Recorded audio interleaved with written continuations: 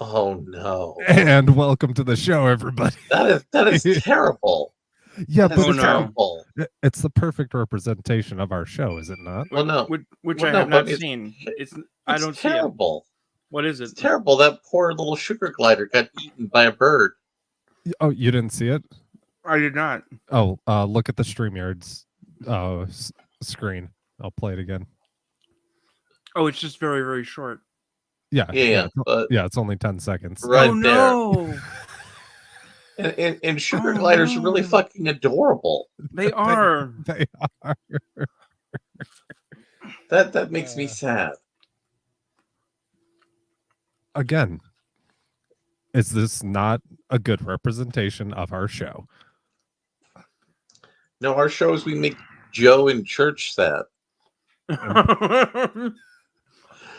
That's a better representation of our show. Ayrton, you've made Yeah. the rare Floridian Jew sad. What's wrong with you? Actually, yeah, Floridian Jews are not actually that rare. Oh, I know. I was being flippant. Yeah. No, I actually, here's the thing. This week, a friend of mine and I started watching the 90s era Godzilla movies. Right? Nice.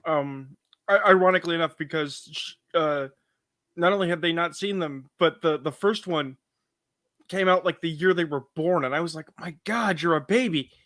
So does that include the movie where there's like time travel and they go back in time and accidentally cause the Nazis in Imperial Japan to win World War II? No, I've not seen that one. Is that an actual Godzilla movie? Because that would be hilarious. That's an actual Japanese Godzilla movie. I want to see that movie. I think it's like Mecha Ghidorah is when it goes back in time. No. There is a time travel movie, but it's not they go back in time and cause Imperial Japan to win. It's extremely white, extremely Aryan time travelers who aren't aliens, we swear, come back from the future to destroy Godzilla while planting their own monster in the form of King Ghidorah, so that they can now control the planet without Japan's defender. The irony being is that one, Godzilla's nobody's friend, right? And two, no, that was the thing, is that we were talking about all of this very sort of Japan fuck yeah stuff that goes on, right? And this inspired them to make me watch the 2014 MonsterVerse series, right? Starting with the first Godzilla movie that doesn't really have Godzilla in it, which made them real mad. They're like, "Where's Godzilla?" I'm like, "You ain't getting but 5 minutes, because that director's a hack." Not only do you not get Godzilla, you don't even get Bryan fucking Cranston for a good amount of time. Right. They want you to be really upset about the trials and tribulations of stock army man character who's mad at his dad for not being a piece of shit. I think I've seen that one. I don't remember though. The thing is that as we're watching them, they're like, I don't understand why you don't like this so much. And I'm like, for insert reasons here. And we get to King of the Monsters and the villainess, because surprise, a woman villain in 2017. What my stars? I must clutch my pearls. Well, I mean, she was like the senior henchman villain. Right. But that's just because they couldn't keep Charles Dance on set long enough to have him be the full-on villain. They only had him for the day. But the thing is that she's talking about this idea of nature being in balance and how we've got to balance nature to make everything comfortable, which admittedly is reflected in Japanese monster movies. And I'm like, it's wrong. It's wrong. And she's like, what do you mean it's wrong? It's like, because if you look at the balance of nature is nature. And nature doesn't give a shit if things are a positive balance or a negative balance, as long as it's a balance. Which means if you say predator-prey relationship, it does not matter that the honey glider is cute. It does not matter that the honey glider is adorable and we love them. Honey gliders too. They're cute. It doesn't matter because... I'm confusing my gliders, but a honey glider is a bigger thing. It's a bigger thing. Yeah. But anyway, nature doesn't care, because it's actually a contest between how fast is that falcon versus how fast is that sugar glider, and that's the only question. And very goddamn fast is the answer for that Falcon. Yeah.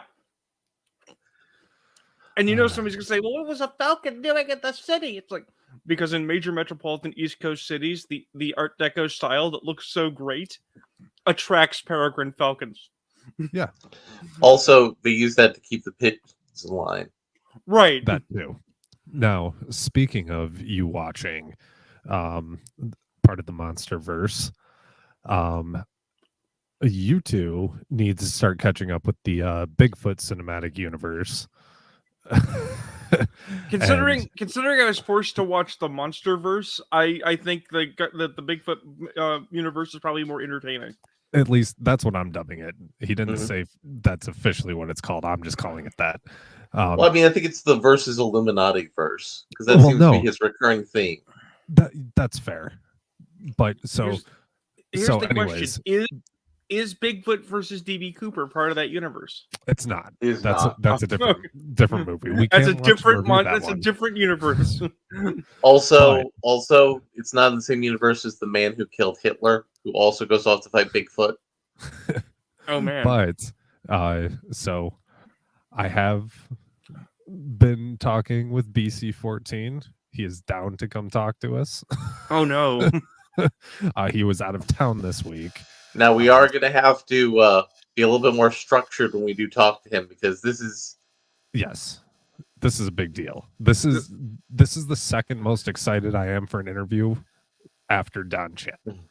The first time he came on, I already have started compiling questions and notes. I mean, because I will actually have to watch his films then. Yeah, because in relation to that, I'm going to pop a little clip here while we're talking about this because he also filmmaking is going to get interesting here real soon. He also gave me the proper watch order of the movies. So you need to start with Bigfoot versus the Illuminati. That's number one. Then Bigfoot versus Megalodon. Then what was the other Bigfoot one? I'll have to pull it up. So there's another Bigfoot one, and then Trump versus the Illuminati, and then click on. Then his other ones Twitter are link other movies. Ayrton, I'm pulling it up. Hold on, let me move it.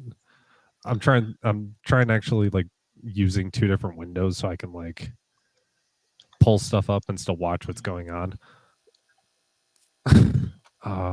Okay. Hold on. So this is a demo of a new AI art software package. And you're going to want to get the sound in on this too, because the sound was also generated by AI. Oh, really? And the script was generated by ChatGPT with a little bit of tweaking. Okay, let's see.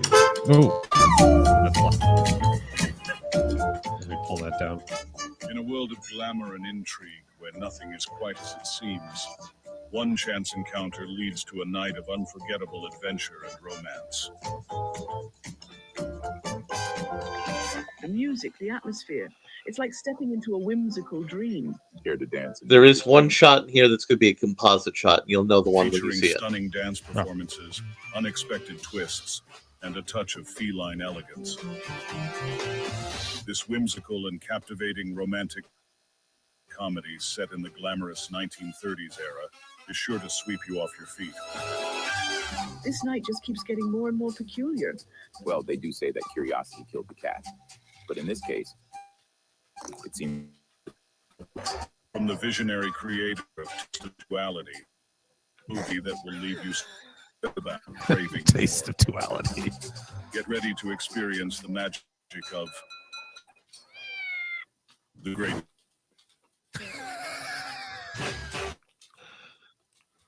So obviously the composite there with the Great Gatsby is the one shot that was not AI generated. That's fucked, Einbrecht. Oh, okay. We're glad to have you back. YouTube be like that sometimes. So like we live in a future where the shot where there's like all the fireworks and stuff in the background that they took from the DiCaprio one. Oh, that is the only shot that was not generated 100% in AI. all that music was AI. All those voice actings was AI. Before And- super rich assholes missed the entire point of the film and start having Gatsby parties for their cats. No. The point I was showing with that is like, this guy who did the Trump thing, he did it with just like Unity assets and shit. And look at this next level shit that's coming in the pipe. And like 3 voice actors. Because I kept a close eye on the credits. The guy who plays Bigfoot's voice does like half of the movie. Yeah, and now we're getting near to the point that Rune. What was your story about the superhero luchador?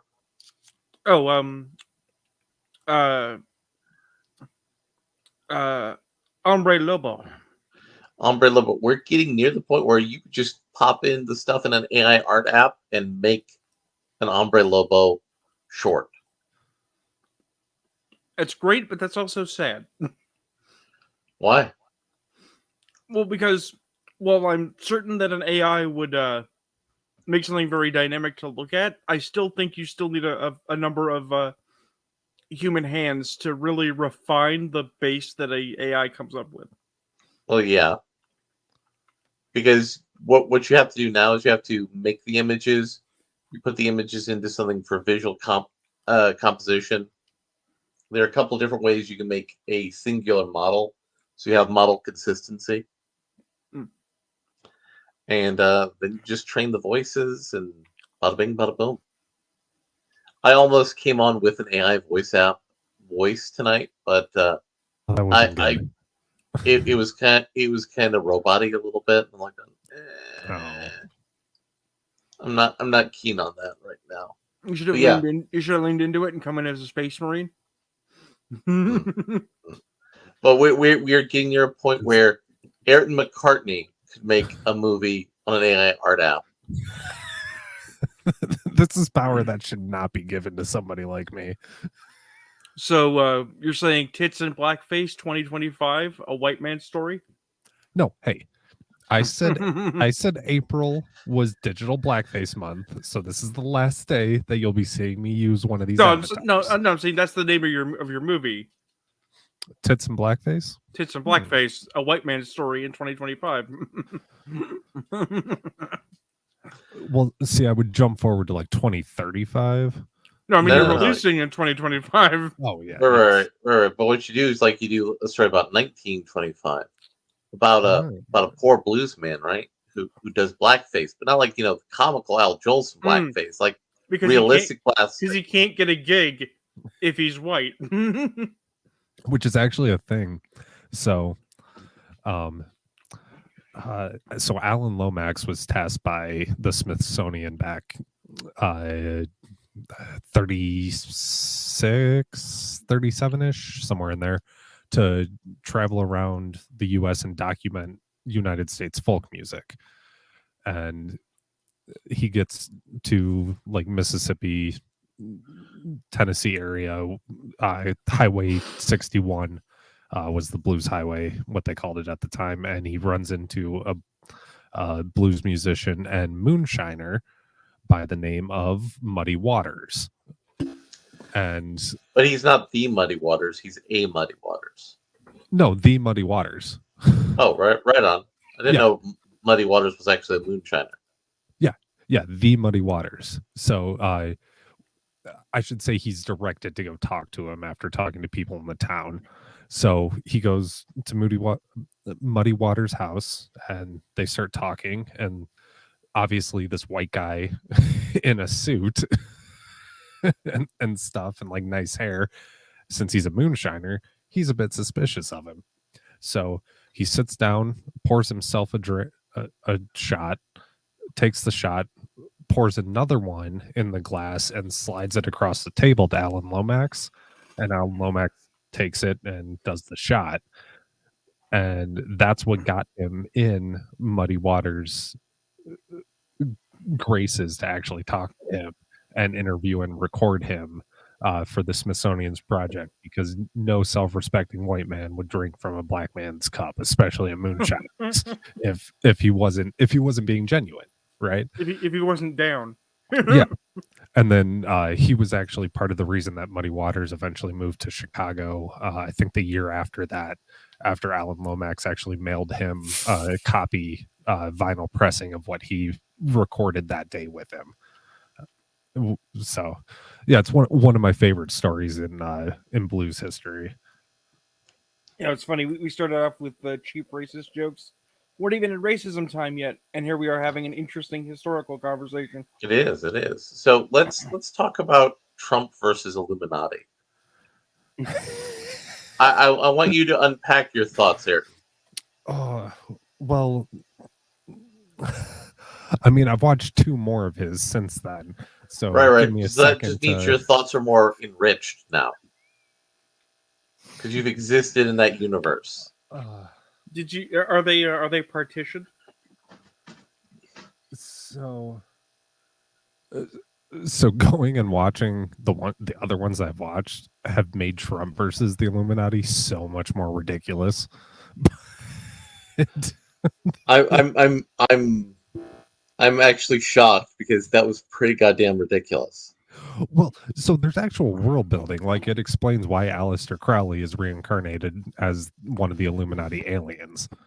Well, I mean, they're reptilian aliens, but yeah. So that's actually explained in Bigfoot versus the Illuminati. I've changed my mind. I want to see this. I told you. But also Anubis was in there. Don't forget that. But yes, do you want to know why though? It's the dumbest reason. It's dumb and idiomatic of me. Okay. So some years ago, film came out. You may have heard of it. People liked it. Called Kung Fury. Yeah. Okay. Yeah. I did not care for Kung Fury. I like the song. I like the video game. I like the idea, but the actual I'm watching Kung Fury. Except for the martial arts bits, I really did not have a fun time because it's made of so much retarded. It's funny trying to be funny, which is not funny. I mean, right? This has similar sort of dialogue to Kung Fury, just more ridiculous. But here's the thing. You've just outlined that it's like, okay, so Trump versus the Illuminati is really ridiculous, right? Yes. But having seen the others, it's more ridiculous. This implies that they started off, even if they weren't trying to be serious, reasonably conservative because they didn't know how well it was going to do. And slowly got more ridiculous over the series of films with better world building. And that's the thing. No, that's not what I'm saying. World building is actually terrible. No, Rune, you're misunderstanding. Okay. Trump versus the Illuminati is not his. I don't think it's his newest. But Bigfoot versus the Illuminati is his first film. Right. In the series.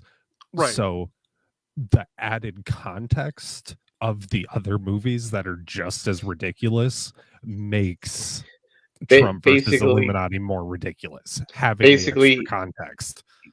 Ayrton understands why it's ridiculous now. He knows the depths of the ridiculousness. Are you now forever changed?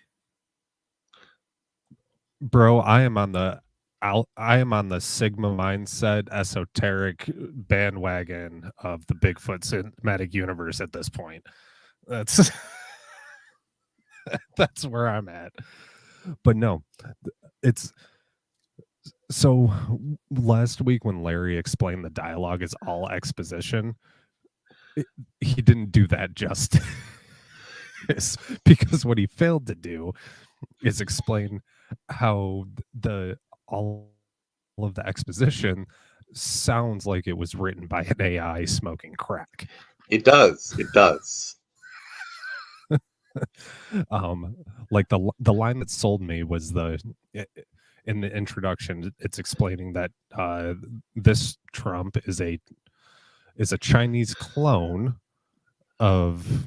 Who's been living on Mars for 1,000 years. Yes, who has been living on Mars for 1,000 years. And it's explaining that this clone has also been endowed with, the line is eternal life and large hands.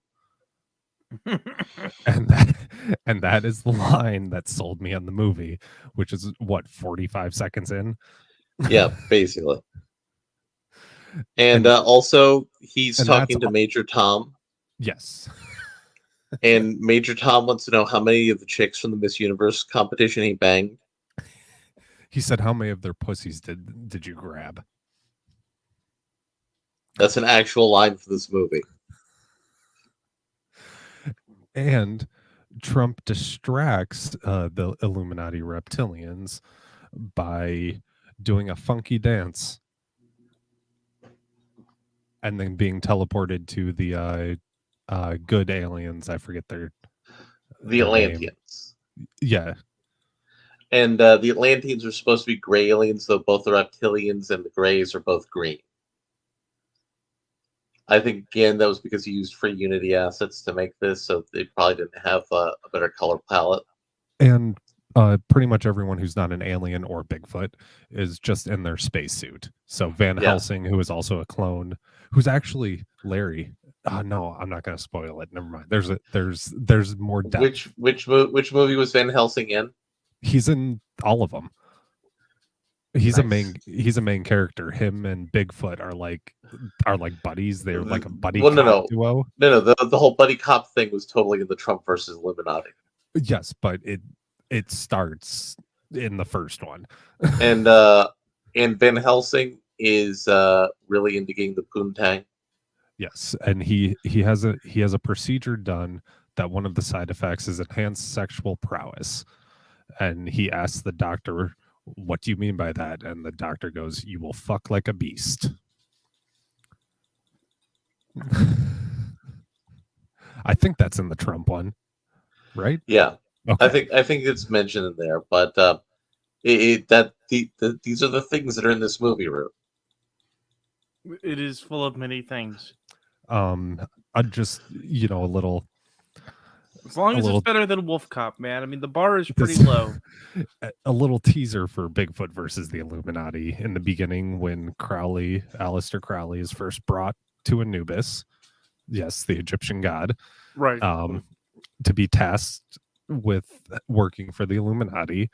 Anubis goes, "Why do I smell cured meats?" And Aleister Crowley goes, "Sorry, I had a liverwurst sandwich before coming here." Okay. And that's it. And then they just continue to go on with the exposition. And that's this entire dialogue is basically one long Norm Macdonald non sequitur written by an AI. That is the entire dialogue. And the whole thing about the Norm Macdonald non sequitur is there was always a punchline at the end. And it was always a dad joke to your punchline. Oh, you mean like O.J. Simpson? Well, no. See, that's the thing. Is Norm Macdonald used to say the perfect joke is where the punchline. Larry got it. I got it too. But no, it's where the punchline and the setup are the same thing. Right. And that's what this is. And all of his comedian friends would listen to Norm doing these kind of jokes, and they're like, "Oh, where's he going with this? Where's he going with it?" No. I'm serious. When I was a kid watching SNL, and SNL used to be funny, I didn't care for Norm Macdonald. Now that I am in my 40s, I am learning to appreciate Norm Macdonald's sense of humor, and I think it's a fucking crime that he got kicked off of SNL. Dude, my favorite is him going on Conan and just derailing the entire show. Right. Which was one of Conan's final shows before he moved to PBS. Well, there's two reasons for that. One, Conan O'Brien's kind of a dick, and two, Norm Macdonald's actually funny when he's not being jerked on by a leash. Yeah. I mean, in fairness, Conan O'Brien did make some of the best Simpsons episodes as the senior writer of The Simpsons. Yes, but Conan O'Brien, the man, especially when he's like on stage, is a preening prima donna. I mean, they all are. It's true. I'm just saying, behind the scenes, he might be a much more lovely man. On set, I want to slap him in the face. But yes, I mean, to be fair, Bill O'Reilly took that slot. Yeah. If I ran into Conan O'Brien on the street, I might not recognize him and I might not slap him in the face. If I encounter Bill O'Reilly in Minecraft, I might just punch him one. I mean, as you do in Minecraft. Actually, it's funny. My dad is to be believed, and he's dead, so he can't be verified. He claims that he in fact ran into Leonard Maltin once, and the only reason he didn't punch him in the face for not liking Dune was because he didn't recognize him, but he always regretted missing the opportunity. I'm inclined to believe this story because it doesn't end with that time I beat Leonard Maltin's ass, but it ends with that time I missed my opportunity for life to beat Leonard Maltin's ass. So let's go a little deeper into your thoughts about all of this. So the dialogue is exactly as I described it, but worse. No, but better. Well, yes. For the perspective of you're going to watch a bad movie, it's better. Yes. Oh, Trump, Bigfoot versus Krampus. That's the third one. Then Trump versus Illuminati, and then there's also Tickles the Clown, Mason, and Dracula, and he has a couple others, but those aren't technically connected to the rest of the universe. These have titles that remind me of Abbott Of and Mad Costello. Libs? Abbott and Costello meet the Wolfman. Yeah. Yes. Oh man, I already closed out of the Discord. I was going to send the link to his Tubi page over in Discord, but I'll just put it in the Twitter chat. But yes, it's just I feel like watching the three that I have over the past week just feels like a fever dream that I'm still trying to decompress from. Yeah, no. You're still getting the sweats. Yeah, I wake up with night sweats and like have to look around and like touch my pillow. Also, Trump tried to bribe the Illuminati aliens with Chinese money at one point. Oh yes, even though all the human race has been exterminated in a nuclear holocaust, except for him and Major Tom. Yeah.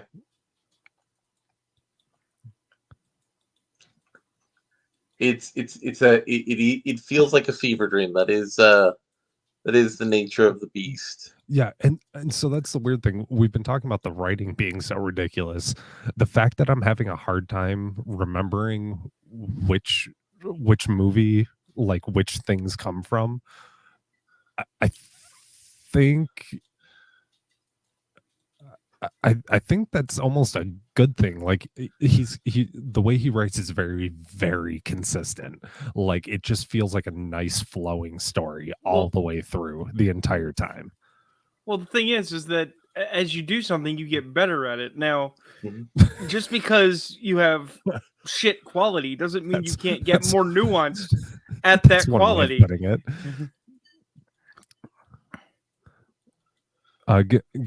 Give me a sec, Matt. I'll see if I can get Discord to open.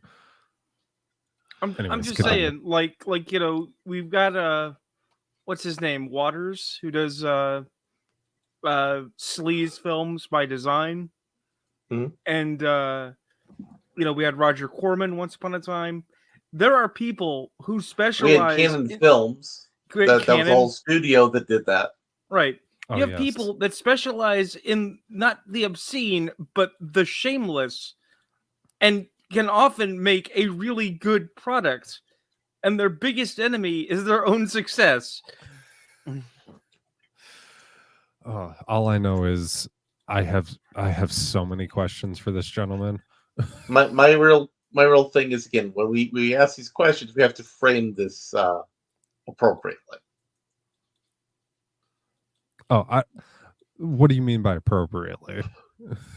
I mean, we can't say like, bro, were you typing like a schizophrenic on cocaine? We're not. You can't ask that kind of question. We're not asking the guy on I'm make asking fun of him. Oh no, but I am going to ask him what his favorite or what his drug of choice is. And so I mean, there was clearly some sort of drug influenced situation in there. No, the biggest thing I want to know is just like, where did this come from? Hey, you know what? If the guy's a bro, and the guy has these insane yet colorful ideas, maybe since you mentioned him earlier, maybe we should get him talking to Don Chen and be like, have you ever thought about comic books? That's not a bad idea. That could be an interesting. That could actually be an interesting line of comic books. Get like schlock movie makers, like a single comic book version of their schlock. Well, you use it to expand the Bigfoot versus Illuminati universe, where you have some room to expound. The Bigfoot cinematic universe. That's what I'm calling it. Remember? So the BFCU. So Joe and I have something really good we want to talk about. There's been a lot of D&D activity this week. The Pinkerton story is. I'm pulling it up. Is still really good. So Joe, do you want to start, because you said you did some extra research? Yes. I heard something, and then a friend of mine did the looking and actually looked into it. I will pull that up while we're puttering here. But basically, if people are not aware, if you're not familiar, if you've been in the cave hiding out, oh, that's fucking sweet. Words.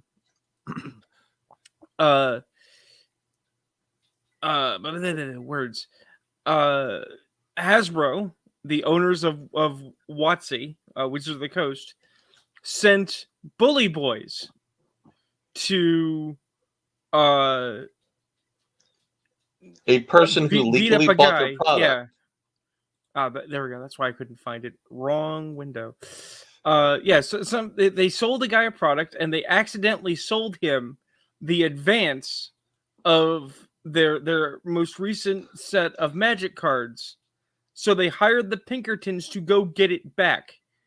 And the Pinkertons literally basically kicked in this guy's door and stole his shit. Which is bad enough, right? But my external research includes the following. From a what happened is the guy was sent these cards, right, that he had bought. He put them on his YouTube channel and revealed about 75% of the limited release set, right? Which is bad, right? So they sent the Pinkertons to kick in his door. But there is evidence from of all things, a Gizmodo article, right? Where a unnamed agent, so somebody who probably used to work for the Pinkertons, outlined that Hasbro has been doing this sort of thing since 2014. And the last time they sent agents out to kick in somebody's door and take their shit, it went completely under the radar. So Hasbro does this all the time. Versus, having a lawyer call the person saying, hey, you got some of our advanced product early. It was our mistake. So what I'd like you to do is give us that back. And we'll give you double what you paid for in credit. Allow me to quote.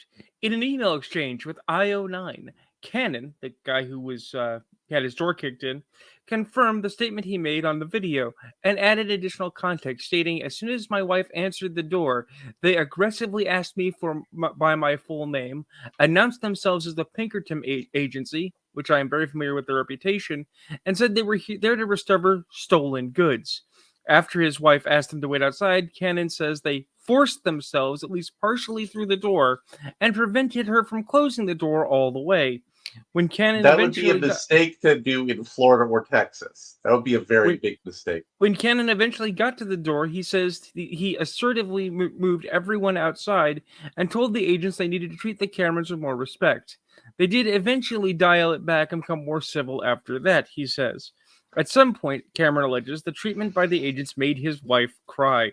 So they literally shoved their foot in the door to come get this stuff, which, of course, Wizards, quote-unquote, strongly refutes and say that it contradicts both the reports from investigations as well as conversations between the individual and the Wizards of the Coast rep after the interaction in question, which my buddy Raven Wolfgar on his podcast straight up said, yeah, that's how that works, because he's filled out a lot of reports, and the reports never coincide with the commentary of the aggrieved when you fuck up.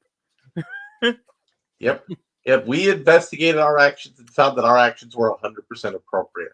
Right. Exactly. So, The thing is that oh wow, we got Church. Church, are you actually coming No. in tonight? No, that's me. Oh, that's you? Yeah, Your it's Church? the way StreamYard. Wait, are you operating Church tonight? No, the way the producer thing works in the back end is I'm technically in his account. Well, anyway. Yeah.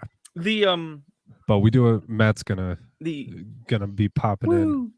The thing is, interestingly enough, is I even know some ancient history on this thing.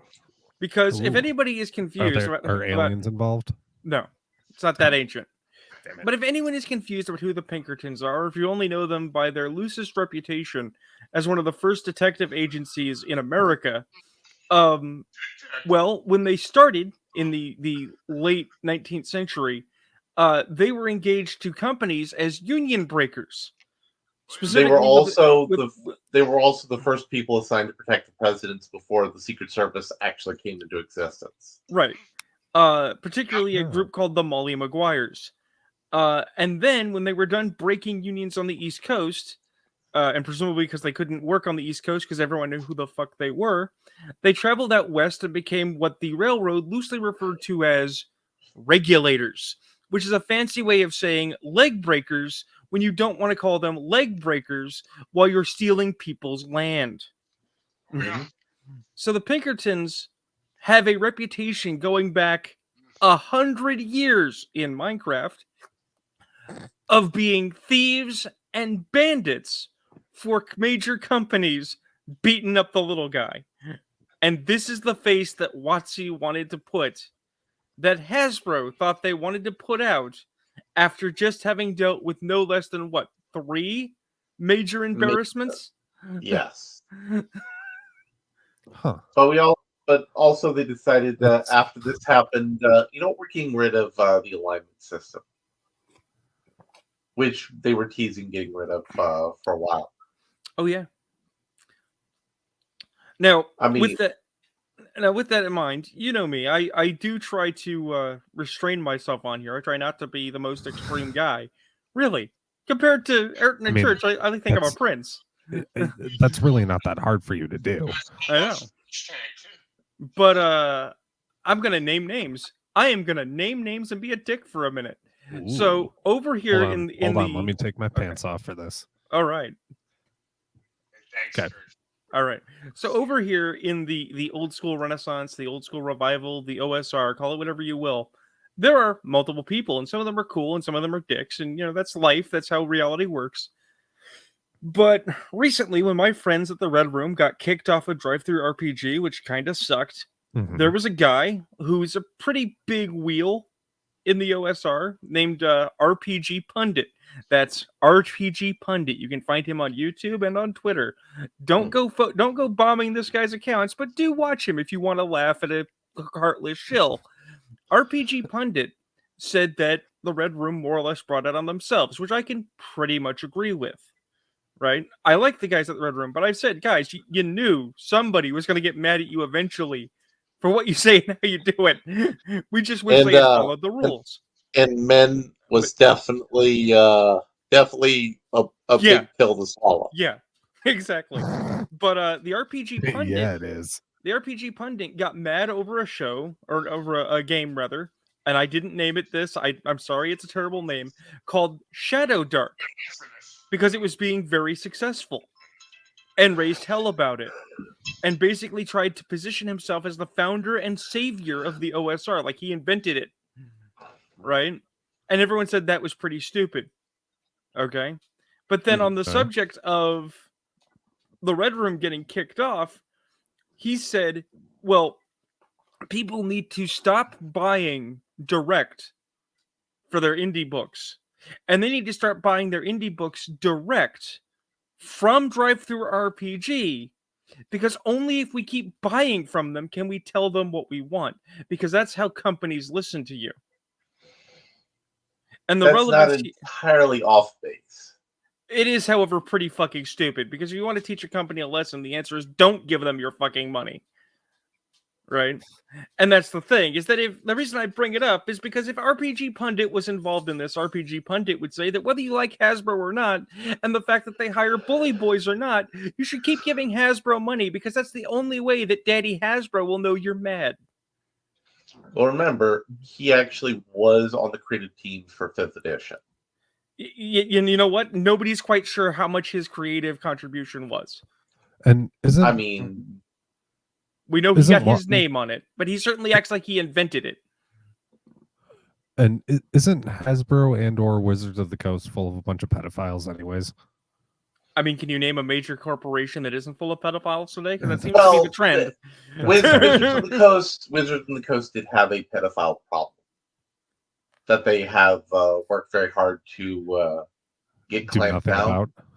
Well, no, they actually clamped down on it because all the Magic tournaments that were happening, they were an untold number of pedophiles working as judges, being exposed to children. Yeah, and that was a huge liability issue. That is deeply concerning, because I know a Magic the Gathering judge. He was going to bomb the Hasbro building. But I know Carl, the RPG pundit. I have played many of the games he has written. Some of them are good. Most are mediocre. Oh, I'm not even talking about the quality of his product, although I really wish when he does a video, he would actually, review the product that he's talking about and maybe speak well of the people he's reviewing and not use it as an opportunity to shit talk them and then shill his own work. He doesn't usually do reviews. No, it's funny. Because of this criticism, he did a review of a Red Room product and then used the opportunity to do nothing but shit talk them. If you want to have a trip one day, I'll give you that link. So speaking of AI at the beginning, and then now talking about this, I was watching Shadiversity live stream. I'm where sorry. They were Continue. I enjoy Shad's content. I think it's fun. It's okay. He has an entertaining English voice. Yeah. Have you watched like his more recent stuff? He's not English, Yeah, it's the joke. But anyways, they were talking about AI, and it somehow got brought up. Something about people utilizing AI to write like NPC characters. For role-playing games, or to even work as the DM. So you input the character, like the player's stuff into the DM's. The DM's a little bit harder, but it is doable. It sounds interesting. It's what WotC wants to do, and it's why everyone's shitting a brick. And I laugh. I laugh in gamer. Right. I mean, there's no way the AI is gonna make it like how you run a game. But I think depending on what kind of stuff you input into the AI, it could be extremely entertaining. Here's the thing. I mean, people used to do that with AI Dungeon and Novel AI. Okay. People still do that sort of thing. Yeah. Okay. Here's the thing. It's not that an AI couldn't run D&D. I will not deny that if you're just using charts and structures, an AI could absolutely do all the things under the hood that I do, right? But it can only replicate what's on the chart, and it can only go off of the information given. Oh, no. You can actually take ChatGPT 4 and tell it, we're running a D&D adventure. Please provide us with any stimulus that we need for rolls, any rolls we need to check for things, and it will procedurally generate scenes. Yeah, by the book. Right, but there's no actual chart involved. It will just randomly pull something out of the ether. No, there is a chart. There are mechanics involved. There are mechanics involved, but what I'm saying is like it's not like, okay, I randomly decide a goblin because it's on this chart that's in this book. Right, but it's going to be the stats of the goblin from the book. Or a goblin from a website. Right, but it's going to be the stats of the goblin from the book. Well, no. It will generate stats of a goblin from someone who has like a homebrew goblin stat online. Sure, but it's still going to be pre-formatted stuff. It has to be. In particular, because Larry, I've been following this. In particular, all right, what WotC wants to do is they want to make a walled garden where the next version of D&D is one part D&D book, one part online. Right, and but they what can't I'm telling you, Joe, they can't make it family friendly if they open it up to the totality of the internet. So you know that they're going to restrict what the AI utilizes. That We're means not it's talking going to about use WotC, though. Right, no. But what I'm saying, Joe, is ChatGPT right now, it could generate a D&D monster that's not in the book. It really can't. Yes, it can. No, it can't. It totally can. Yeah, it totally Joe, really I use ChatGPT extensively. I know you do. It really can't. You could give it a random monster name and say it's a D&D monster. Please generate stats for it.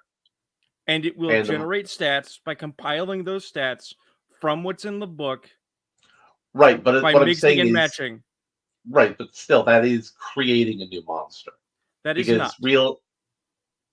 I don't necessarily agree, because all these different monsters are is like you plug in things. That's what they had in the old DMG for when you're making your own monster or making your own race. It's like, put this in here, put this in there. Which old DMG exactly? I'm talking about the second edition DMG. Which was not plug. It said you add this here, here's how you balance it with points. No. I would have to get a copy of it. I don't have a physical copy here. I have multiple physical copies here. Believe you me, it's not. Third edition is when they implemented the idea of plug-and-play monsters and interchangeable mechanical variances. Well, no, I'm not saying they're interchangeable variances. It was basically like a checklist of you add something here, you add something here. It's not like, here's your list of things you can plug and play. It's like saying you need to put something here for this, something here for that. You just said the same thing twice. No. Plug and play like you're thinking of is literally a chart that says roll on a chart, add this here. I'm saying the old DMG I read said you should add this kind of trait. The trait should be based on what the creature type is. And it doesn't actually give you a chart. First and second edition don't have typing. There are no creature types. Well, okay. I don't mean the specific rule creature type rune.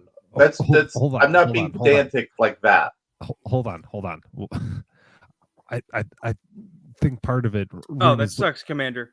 Is the way the way Chat GPT and a lot of like the AI art and stuff, how they give you the information is they grab everything that it's ever sourced that's related to that and diffuses everything down into the closest answer about what you inputted into it. So it's not just going to a D&D reference. It's going to take every reference it has in relation to what inputs you put into the program. So it will give you something unique to what it has access to. From my understanding, that's how these AI programs work. Right. No, I get that.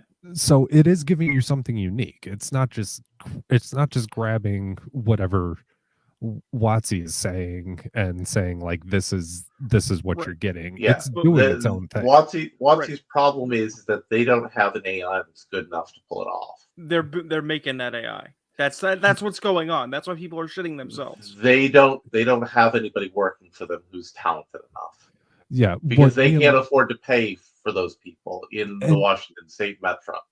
And me and Larry are talking about like using an open AI, not using theirs, because theirs would suck. We're talking about using an open AI to generate a D&D campaign. But the thing is that which with using an open AI, you get the thing is with using an open AI, you still get the effects of, by abstraction, what you get in an AI now, where like you're gonna occasionally get the monster with 16 hands. Oh, yes, because the AI doesn't know how to do hands. Well, hold up. Now, Joe, wouldn't you like a monster in a dungeon with 16 hands just as a what the fuck monster? As long as it's not a succubus of hand jobs, I think we're okay. I don't know. I'd be okay with that too. I'm Yeah, actually but kind of. it's 16 it's 16 variations of soul destroying hand jobs, Ayrton.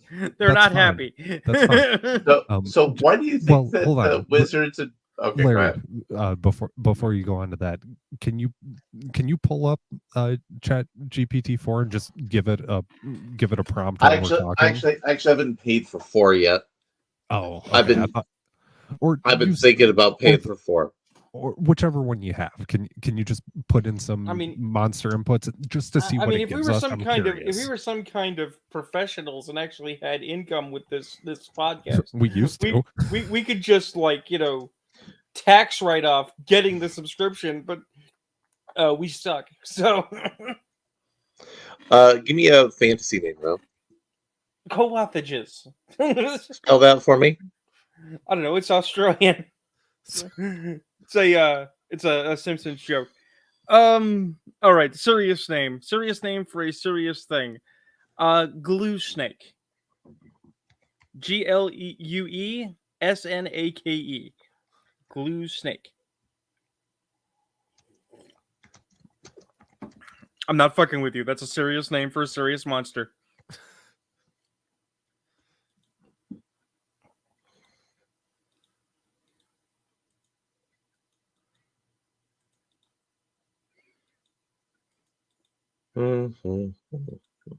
Yeah, I want to see what this actually comes up with.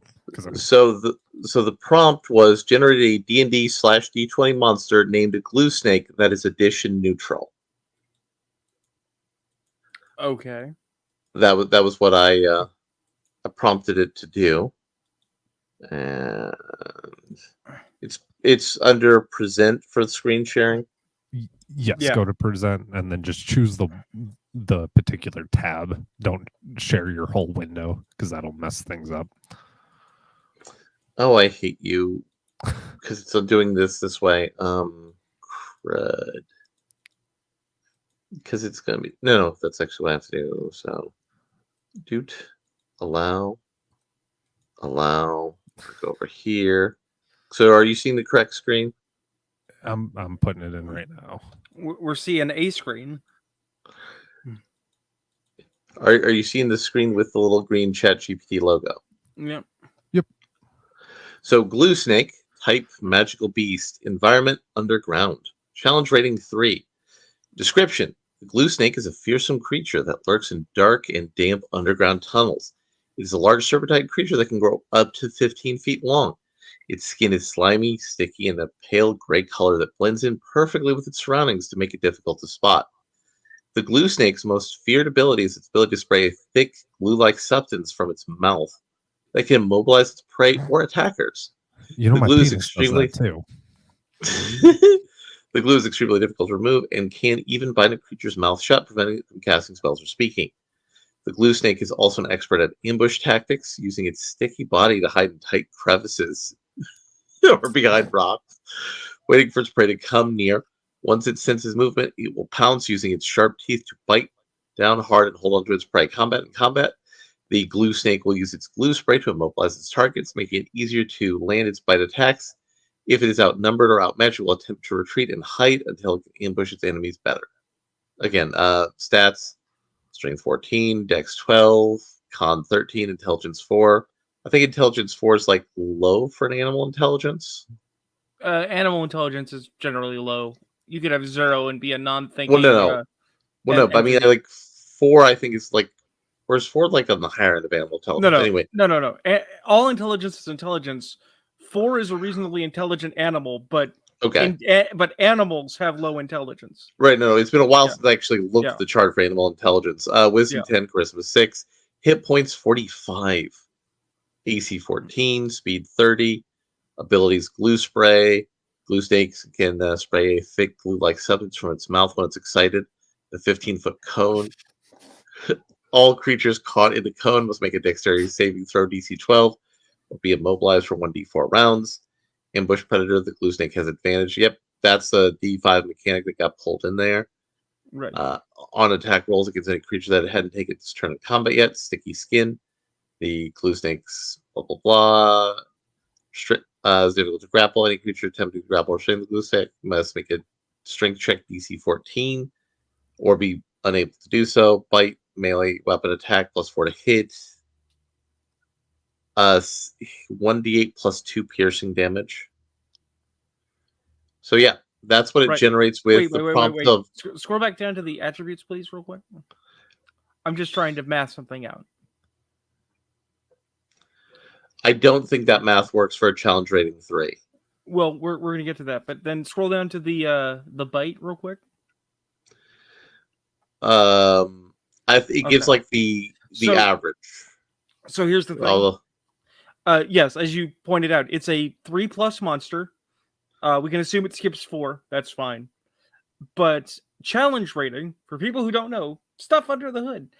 Challenge rating is determined not only by a number of lesser factors, but by the hit dice of your monster. Right? And this has 45 hit points. Right. So if a hit die is a D8, how did it get 45 hit points when your cap is 32 plus 1 from that con? Yeah. That math doesn't work. That's the thing I've noticed when it generates RPG content. The math tends to break down. Which I also noticed its AC is wrong. Which is weird because this is a computer, essentially. You would think it would be good at math. AC starts at 10 +2 for its dexterity, right? So why does it have an AC 14? God knows. I would guess that has to be something with its glue skin. Gives it like a bonus, though that would be something you'd want to write out. I mean, that's the thing. Is that logically, you could just write that out. Now, the thing here is that the concept of a glue stake, that's my idea. I came up with that years ago, right? But this is different because this is a snake that exudes a glue-like substance. When I conceived of it, it was actually a ooze that has a serpent-like form made of glue. Now, in fairness, I gave it a very low threshold. I just said a monster named a glue snake. Right, and you said addition neutral, so you were very flexible. So it's within variance. Right, but so wouldn't you agree though, Rune? As far as a computer program working on its own, besides the fucking math, not bad. My thing is it's no better or worse than any of the AI map generators that I could have gotten 10 years ago. It still requires me to go in and make adjustments to fix it. Yeah, that's the number one problem it has. But you can actually program ChatGPT to run all the combat scenarios. Like do dice rolls, tell you how the creature's doing. What people are worried about, and what I was getting at, was that they think that this is going to replace the DM entirely. Right? Well, that's just dumb. Yeah, but that's to say, it can't. It can't replace me at the table. And part of that is due to the fiction they're creating of the DM shortage. Now, what it can do eventually is replace the DM in a video game, which I'm actually okay with. You want to play strategically generated D&D video games that are D&D video games, that's great. Because what you're not going to get is the interpersonal experience at the table, meaning that it's not actually a threat to D&D for people who like to sit and play with their friends. And if somebody goes, well, multiplayer, still not the same as being at the table with your friends and a bunch of Cheetos. Also, D&D has been moving away from friends. Oh yeah, no, they don't want you to have friends, because friends have opinions and ideas. Anyway, apparently Commander, as I said about 15 minutes ago, realized their mic was next to their earphones, which is not great. So hopefully Mechanical Matt will join us. Yeah, I think he's just doing this so he can listen easier. But if he wants if he wants to jump in and say something, he can unmute that channel. Well, I mean, he's on whenever. he's on my Discord, but he never says anything, presumably because he's too busy playing Elite Dangerous, and that's Probably. okay. But yeah, I mean, the concept of AI still creeps me out, but I also find it interesting, right?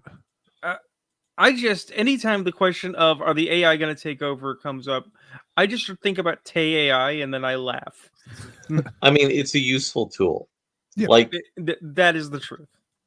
Like, if I wanted to, I would have to do something to dress the artwork now, because a lot of the online things do a lot more checks for AI artwork. You could totally make a download of 25 cents for the glue snake as a monster and put it on the DM's Guild. It's a little bit of cleaning up, making sure your math is right. I mean, I wouldn't argue supporting drive-through RPG, but yeah, you could. And people would buy that. Yeah. Because people are hungry for content. Well, supposedly there's a DM shortage, haven't you heard? Yep, and as I explained to people, there's only one DM shortage that has always existed: the shortage of a DM that's available when you're available to play. Yeah, the death of games is scheduling. As we found out.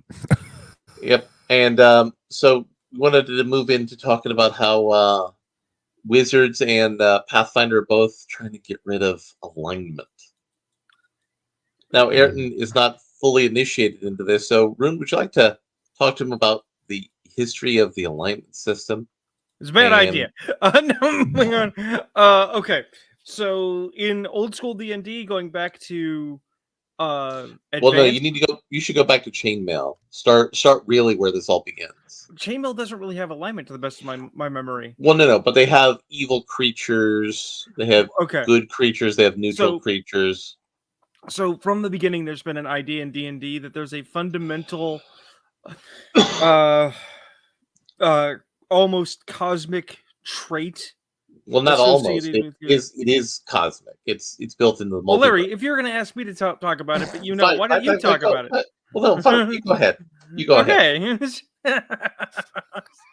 So there is this trait, good, evil, and neutral, which is often subdivided by some metric of social interaction for characters, with the presumption going, if we're talking in D&D land, that you are the good guy and the monsters are the bad guy.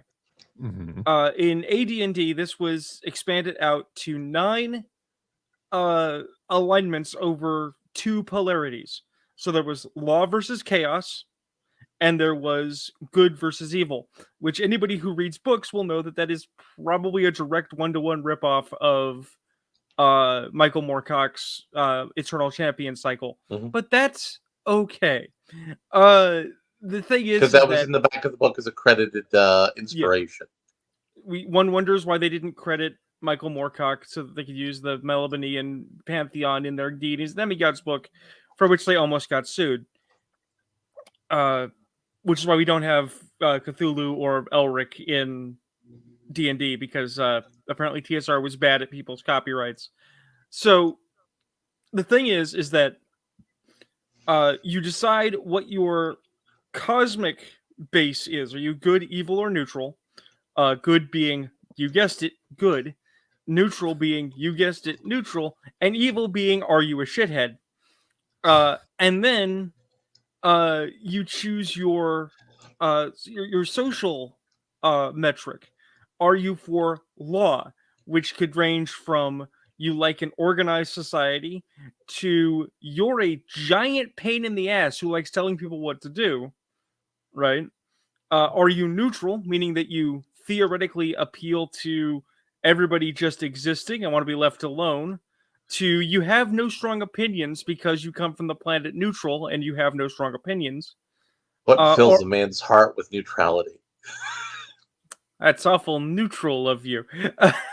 And then, are you chaotic? Meaning you either aspire to simply live free from convention, Or are you the kind of person that just can't get off unless a midget's punching you in the dick? Which means that chaotic good people are fundamentally good folks, but they are absolutists, probably moral absolutists, which means that they could range from giant assholes who never do anything wrong to people who are so interested in their own self freedom that they will endanger others to make it happen, but for the right reasons. Yep. And then you have neutral, which if you're lawful neutral, that means that you basically believe in law and order, and you believe in things being structured, right? Or you could be chaotic neutral, which is somewhere between I'm an idiocratic free spirit to I'm a complete schizophrenic, right? And then evil runs that same gamut. Neutral evil is basically a pickpocket who does what they got to because they got to and doesn't see a better way, or they're just lazy. Lawful evil ranges from Lex Luthor to Mr. Burns. And chaotic evil is, if you're lucky, a bunch of sweaty, dirty bikers out for a good time who think that things like your civil liberties don't matter. And in the worst of consequences are people that are like, I'm going to destroy the planet to remake it in my image. As you do. As you do. And alignment has a number of uses. It both ties into the cosmic structure of the D&D universe, because there are demons, devils, angels, and other entities which are the living manifestation of those alignment concepts. It ties into damage resistances and enhancements. So, for instance, if you hit a evil entity with something that is anti-evil, it takes extra damage, as it should. Or if you're an evil character and you pick up a magical item that is for good characters, you might die. Or your hands might get burned. Yeah. Conversely, areas of evil, negative energy can drain your life, and so on.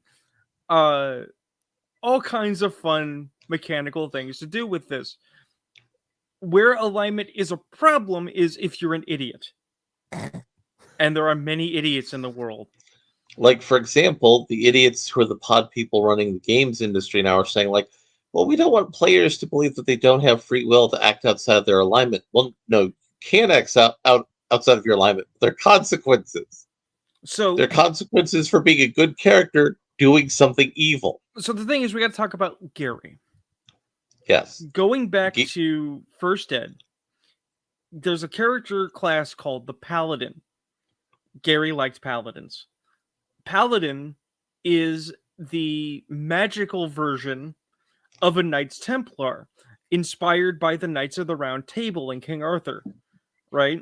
They are so good as lawful good people and believe so strongly in their god that they evidence the classic magical powers associated with goodness. So they sense evil as a extrasensory perception. They are super resilient to disease and age because they have a state of perpetual grace. They can turn undead. They can, undead are afraid to fight them because they're just so damn good. And back in original D&D, only humans could be them, and you had to be lawful good, and you had to start as a fighter because you didn't actually get to just be a paladin. You had to earn it, like Jedi in Star Wars Galaxies. And you had to have the best stats in the game because it was an elite status. It was difficult to get. You needed at least a strength 16 and a high charisma. Holy shit. Right? And this was back in the days when you rolled 3d6 in a row, and whatever you got is what you got. Which means if you rolled a 9, well, sucks to be you, buddy. I grew up playing roll 41 drop lowest. My parents were very forgiving. 46 drop lowest. My parents were very forgiving. But still, you could play much more cutthroat versions of D&D and never get to be a paladin. It could happen. Over time, the push from not just WotC, but going back to TSR, was to make this a little bit less elite and make it a little more accessible to everybody. So first they made Paladin its own class rather than being a fighter derivative. And they reduced the requirements a little bit. And they said in text that, yeah, non-human paladins existed, it just wasn't common. Then in third ed, they not only made its own class, but they made it so that anyone could be one of any race, and said that you could have any alignment. This was the big shakeup. And for a little while, also, you were alignment restricted if you wanted to be a monk. Right. I mean, that makes sense, doesn't it? Well, it Yes. it does and it doesn't, because it actually fundamentally misunderstands something about Paladin. See, true Paladin... I meant the monk part. Oh, the monk? Yes. No, the monk made sense. But they want to get rid of monk, too, so have a nice day. They want to take away your ability to be an Asian monk because they feel that that's appropriation. Even though monk is one of the most popular character classes in current D&D. Even though it's not one of the more efficient classes. Yeah. Because everybody grew up watching Avatar: The Last Airbender, Ayrton. They want to punch. Anybody who's watched a Chopsaki, Asian exploitation martial arts film wants to play a monk. So, the thing is, back in the day, the opposition of a lawful good paladin was called an anti-paladin, because there's various ancient and filmic depictions of the Black Knight. And whereas a paladin was lawful good, required, an anti-paladin is chaotic evil, because this is the direct opposition. The polar opposite. Yeah, it's the direct opposition.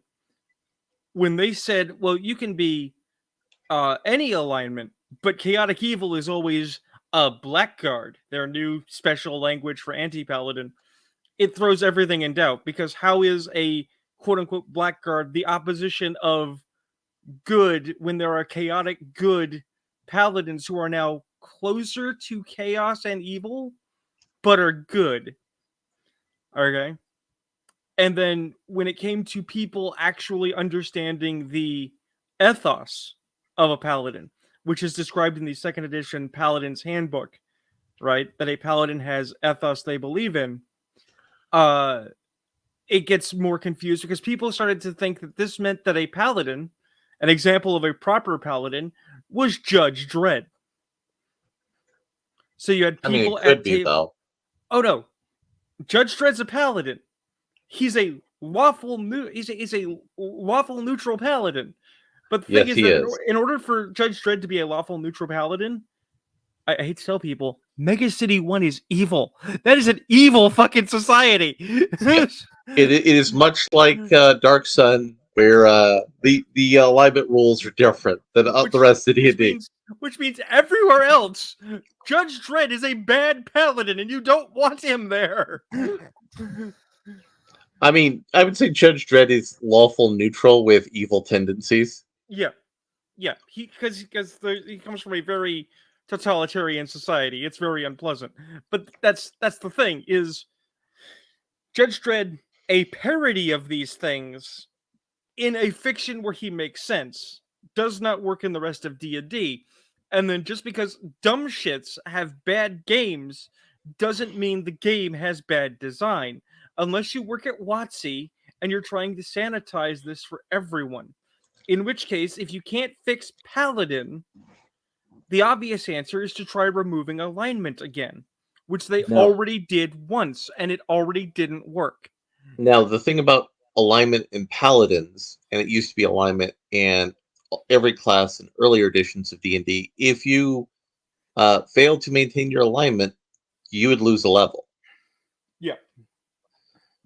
If you failed to maintain your alignment as a paladin, you'd lose all your levels. If you fail to be true to who you really are, bad things happen. Imagine that.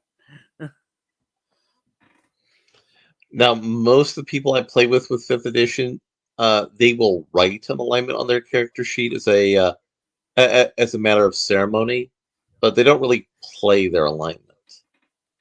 And the only people who really play their alignment are people who want to play assholes. Okay. So, like, I'll take that on the chin. No, So like I you, had you a- know what I mean. Like I mean, people fuck who want you, to play, but I'll take it. but no, like the people I play 5th edition with, I have not played 5th edition with you, bro. Right. The people I play 5th edition with, the only people who are like super serious about their alignment are people who want to play lawful evil, Well- lawful neutral, Right. chaotic evil, Right. chaotic neutral. Well, see, here's the thing. This is the thing of it, is that your alignment is supposed to be your core, your deepest inner self, right? Which means that your day-to-day operations are still you. You have agency as a person, but your heart knows what you want, which is supposed to create interesting dynamics where sometimes you want to do things that are bad for you, right? It's not I step out of line once and I lose my alignment, right? It's I look at I look at Larry, who's playing a rogue, let's say, and I say, Larry, you can pickpocket all the people you want, but man, this is stealing from the orphans fund. Those orphans will starve. Are you sure you want to do this? Because this would be very evil. I mean, the cleric said the orphans are all possessed by demons. Right, and see that there comes in the complicated role play, and that's the fun. Is it's like, well, you can do it this once because you did say they're possessed, but man, if you get a habit of helping yourself to orphan war chests, I'm gonna take umbrage with that. Look! These orphans were planning to commit a crime against humanity, against the civilization across the way. They're wanting to kill all those gnomes. Well, come And I on, mean, that's I'm not just- a crime. Those are gnomes.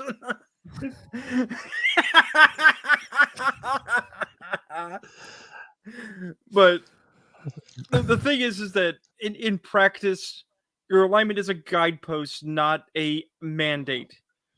Right? But this also connects to the pot people's favorite thing, that orcs are black people. Well, okay, hold on. I want to make sure I'm understanding the alignment thing correctly. Yeah. Okay. So, actually, I just posted a video there that you could play that would do a very good job using an allegory to explain things. I'm going to use the personal anecdote. Okay. As you guys can imagine, in my day-to-day life, I'm a bit of a prankster, I guess you could say. Mm-hmm. Right. And I forgot what we were doing at my previous job, and someone said, like, be part of the solution, not part of the problem. I said, what if I want to create the problem and then just to make the solution? Or I said something sarcastic to that would be the lawful evil answer to the question. Well, no, that could see if he's a prankster, that can still be a at best a neutral evil or a lawful neutral answer. Well, it depends on whether or not he follows through on it. Well, if he follows through on it, though, he's lawful evil. Yeah. Well, hold on. Continue. We kept going down this rabbit hole of like flipping back and forth, various ways to say that phrase because it's a stupid phrase. Right. But, and eventually it came down to me saying,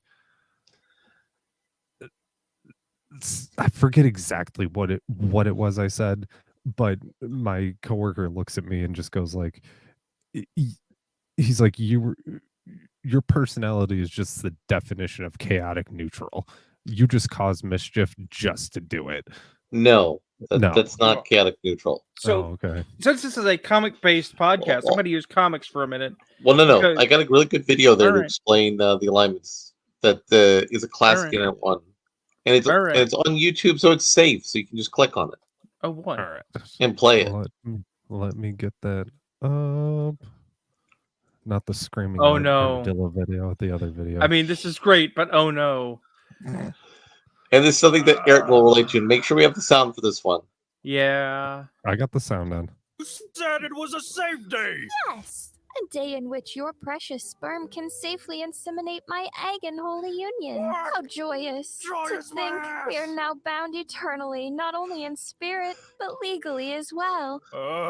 I used contraception. 98% contraceptive Wait, effectiveness is not 100%, my love. I mean, we can only yeah, I make guess you're best when faced with the chaos of the universe. I shall yeah. neither urge you to stay or go. Oh. That is your choice to make, just Okay. as it was my choice to carry this pregnancy. Whoops. I said I would cast contraceptive magic on myself, but I might have forgot. Whoa, don't worry. I'll use it myself. It ain't your problem. Get angry. Also, come by and fuck me whenever, okay? You're Okay, pregnant? I like Of her course so I'm much. Just a second. Didn't you read the contract you signed before sex? That thing was 500 pages long. Oh my. Then I better explain to you what else you signed up for. What? I said it was probably a safe day, okay? But then you got all crazy and mating pressed me yelling, get pregnant. You leg locked me so I couldn't pull out. Oops. Yeah. Look, Oh, we were both irresponsible. you So you don't have to marry me as long as you pay child support, okay? Jeez, stop panicking like a bitch. I said it might be yours, not that it was. Relax. It's only like a 1 to 20 chance that it's you. Don't worry, if the baby comes out with horns or scales or tentacles, I won't ask for child support. Also, do you have time now? I kinda wanna fuck. Yes, Mommy. My, look at what you've done. It seems the condom accidentally broke. Now, by the laws of this land, you are obligated to marry me and serve as my semen-supplying fuck toy for the rest of your life. Please. Please don't leave me. It's yours. I can't raise your son alone. You're all that I have. Please. Shit. I was planning on controlling him with my mind-blowing sex techniques. Didn't think the condom would break. Time for a backup plan. Control him with guilt and obligation. I'm sorry I'm such a burden.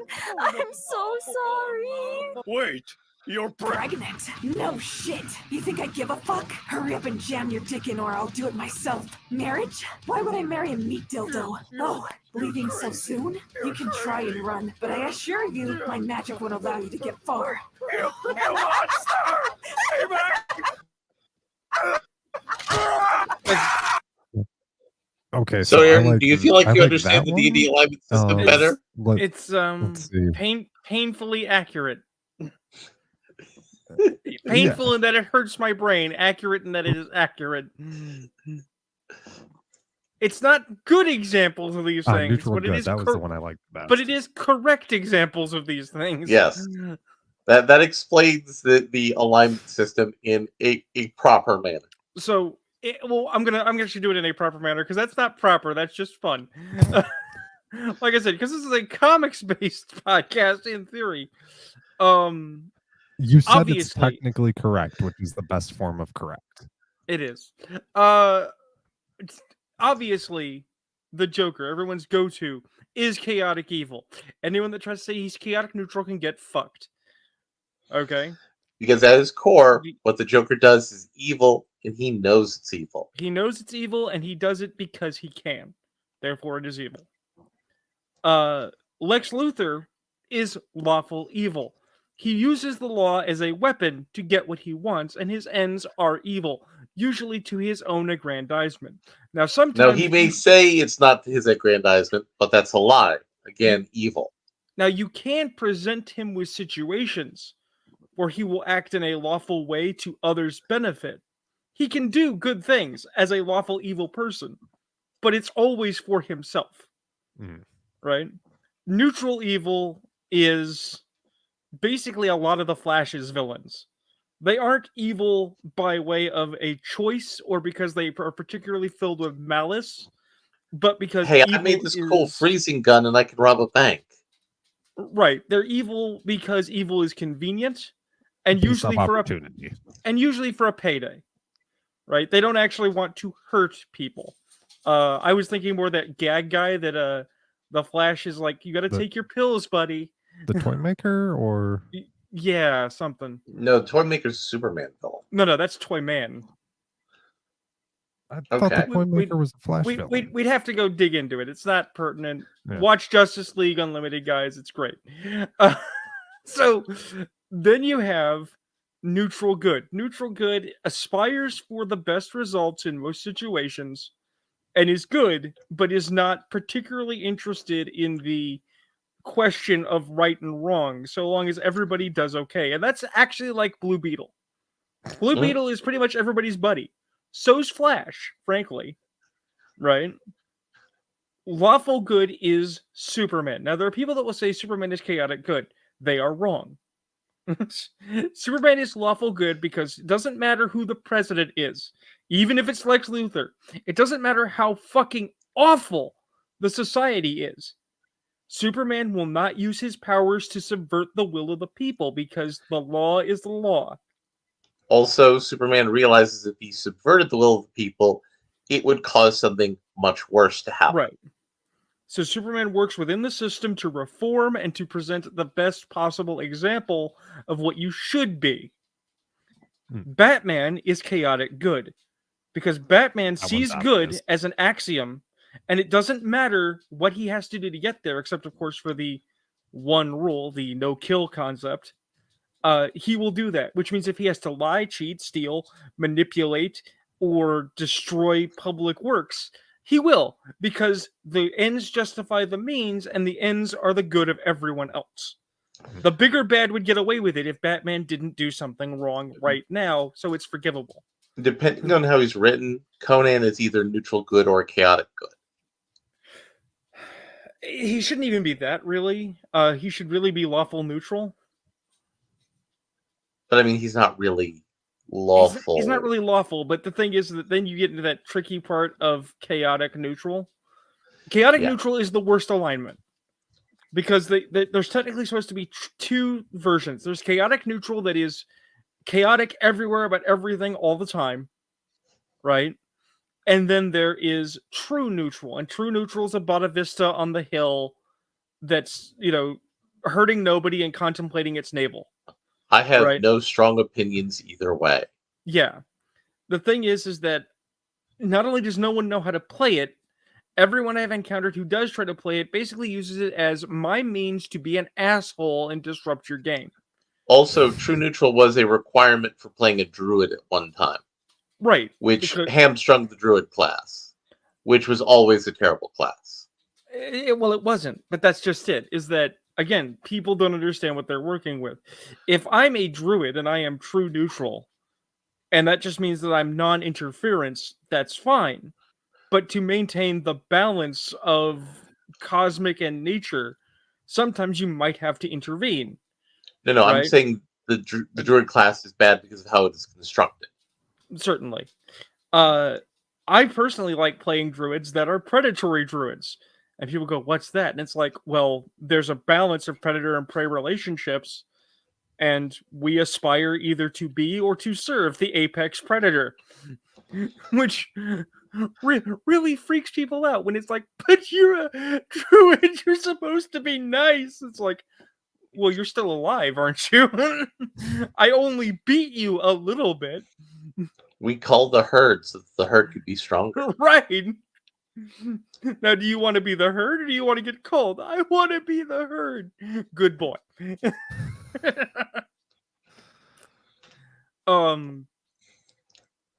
The ultimate point is that alignment has a lot of utility. It fulfills a lot of roles. It's a very useful thing to have.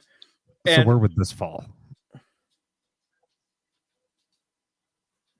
I mean, that's just what they deserve. What are you talking about? Okay. No. Look, there's nothing wrong with playing members of demi-human races, but because of players being annoying, some races are more hated than others. Elves, gnomes, and halflings are on a list. And the elves are on a list just because they think they're better than other races. Elves think they're better than everyone, and there's too many fucking kinds. Also, yes, there's a racial hierarchy among the elves. Yeah, there's a stack. There's Halflings a social justice stack just in elves. Halflings no. I mean, no, the elves are the elves are the white people. They're the white supremacists. Well, elves are also the danger hares. Yes. I still love the term danger hair. Here, let's get you some food. Hey, Matt. Come on, Mollyhawks. Hey. He's All back, and then he's muted. So the thing is that halflings are obnoxious, whether they're hobbits or they're actual halflings. They're cute and stupid and not very useful. That depends on your setting. Unless they're an Athos, then halflings are horrifying. Then they're horrifying cannibals. You also have dino riding halflings in Eberron. So I mean, you can have good halflings, but as a heuristic, most of them are shit, right? And the gnomes are worse because gnomes encourage everyone's worst prankster habits. And then the only thing that everyone agrees upon, even though the lore diverges, it certainly does. But I'm sorry, Margaret Weiss, if you're watching this, I know that you wrote it differently, but in play, people are dumb. Death to Kender. Kender don't deserve to live. So Kenders are Kender to the camps. Kenders to the camps. So Kenders are a little demi-human race that, as they were played by people, all have kleptomania because they don't understand the concept of property. The idea of a Kender in practice, okay, is that Kenders have sticky fingers and have irrepressible, humorous personalities, right?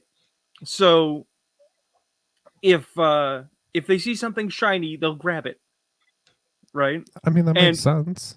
Well, and they also don't understand property or personal space, really. Right.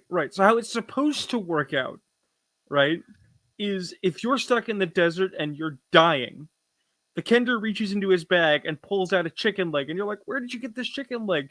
And they got it at the inn 3 sessions ago and just forgot to tell anyone that they grabbed it. No, they didn't pay for it. They grabbed it, but now you have it.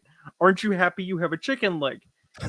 Well, yes, I'm happy we have a chicken leg, but we were not going to use this before. We were starving. Oops. Right? And that's kind of cute and fun.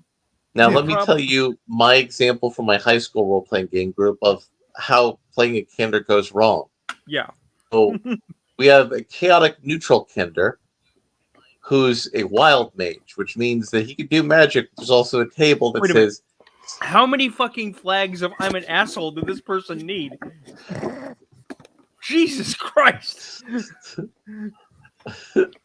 And the way wild magic worked in the 2nd edition is you rolled on a chart and something fucked up happened every time you cast magic.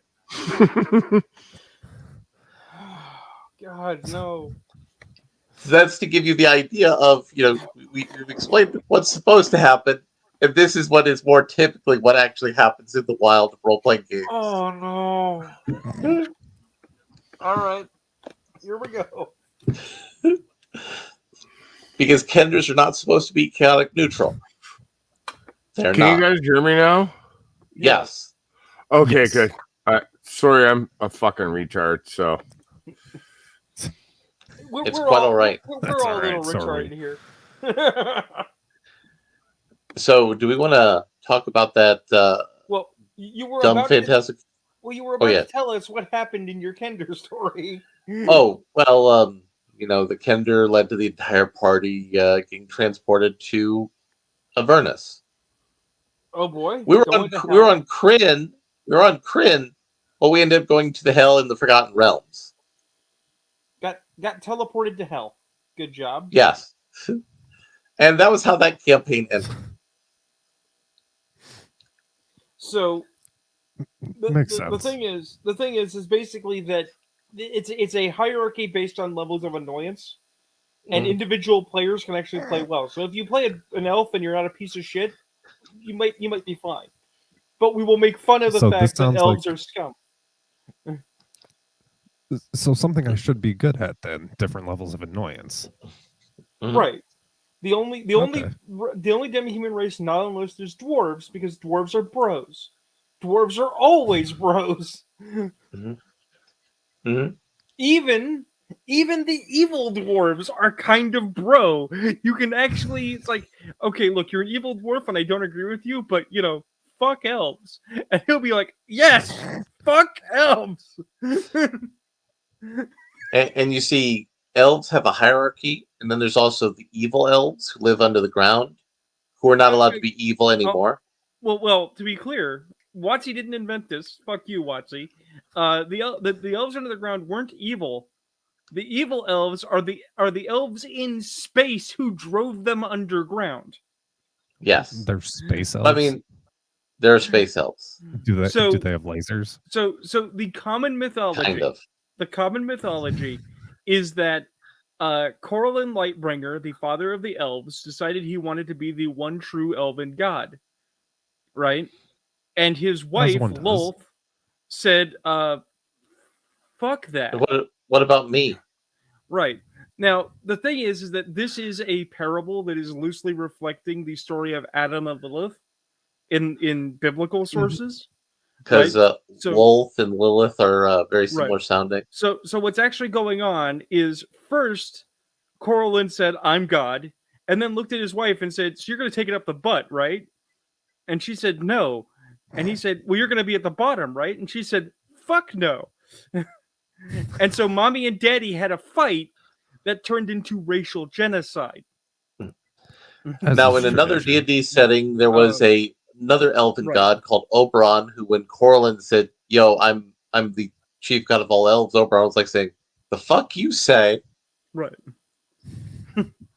The thing is that in Spelljammer, which is D&D in space, which Watsy recently fucked up and we all laugh about, there was a thing called the Elven Armada. And the secret is that, in fact, all elves descend not from the planes of power and the realms of Arcadia, which the elves want you to believe, but from space. And the Elven Armada is an extremely powerful, vaguely Victorian fighting force that is the single largest contiguous empire in space. Right? And when the Drow were like, maybe we shouldn't oppress the natives and, carpet bomb the lesser life forms.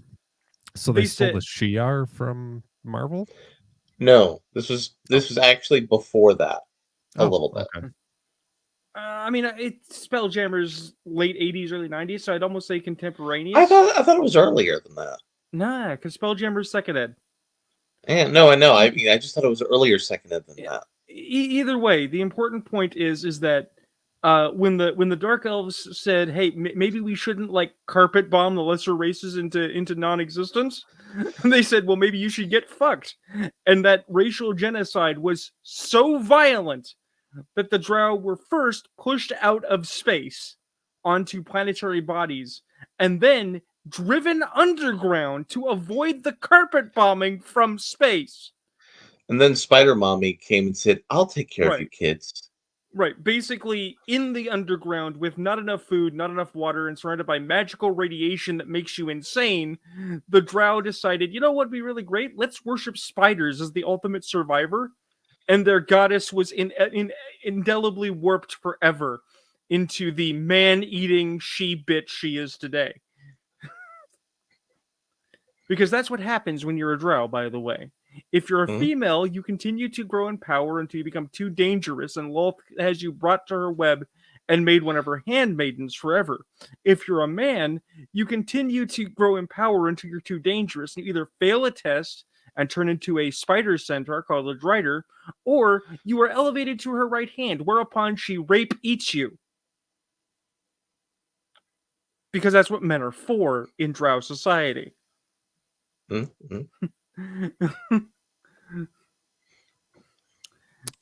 All right then.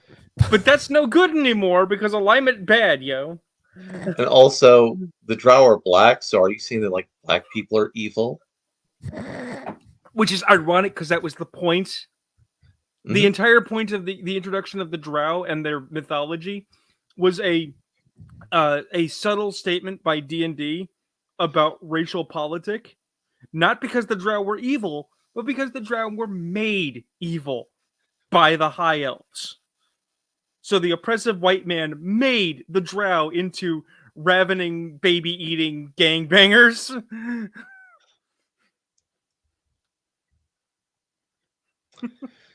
And Ayrton's Alright. actually been saying we need to play an old school D&D kind of game for reasons just like this. Yeah, I kind of just want to see what kind of fuckery I can get into. You know, we just have Ayrton playing a standard half-elf bard. I mean, I I wanted to hate play a bards, hobbit, but though. okay. Well, no. I mean, the bard class does give all the things that Ayrton would like, such as vicious mockery. If we do 5e, and frankly, if we're gonna do old school D&D, let's not do 5e. Let's do old school essentials. Let's do actual old school D&D. Again, what about the fact that I want to play a hobbit, and you guys just told me you can be a hobbit that rides a dinosaur. So come on. I mean, that can happen. But I mean, wouldn't you want to be a cannibal hobbit? No, I'd rather ride a dinosaur. I mean, you could do both. Ooh, okay. You know, don't let your maybe. dreams be dreams. But we could literally make Ayrton McCartney as a bard who's also good at archery. It's true. That is not even a difficult thing to make in D&D. Although the old school essentials don't make bard as a really good class, that's because of the way first edition bard was. Oh, you mean the idea that you had to go through several classes to get there? Yes, which was based off of the Irish concept of bard, poet, druid, and king. Yeah, I don't have a problem with that. That's called how it should be. Back in my day, we did things different because that was how we liked it. So, do you want to pull up that horrible thing image from the Twitter chat so we can end the show and comment? I can, but I do want to share this first because I personally believe that this is Ayrton's character in D&D. Oh God. Hold on, let me get it to the right window. It'll give me time to look up this horrible thing that they did to the thing.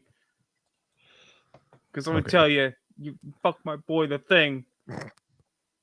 So what exactly am I looking at here? Emrakul the Chaotic. Yeah. Look. All right, I'll take a second. All right. So what do we got? We have a dude riding through town, zapping a dude with a spell from his finger, having set someone else on fire. Right? Okay. While people are screaming and running away, and the guard is coming out the front. This guy is GTA in D&D and gives 0 fucks. All right, I could dig that. But that actually reminds me of a D&D character I want to play next time I'm playing something D&D-esque. I'm the wizard that causes all of the anti-wizard laws in the region that we're in. There's laws discriminating against wizards, and it's because of me. We don't serve your kind in here. Why? Ask your friend. Look, last time I was in here, the entire bar turned into stained glass. That wasn't my fault. Yes, it was. You're the one who cast the spell. Well, right. I cast the spell, but then somebody hit me in the back of the head with a billiard ball. That's not my fault.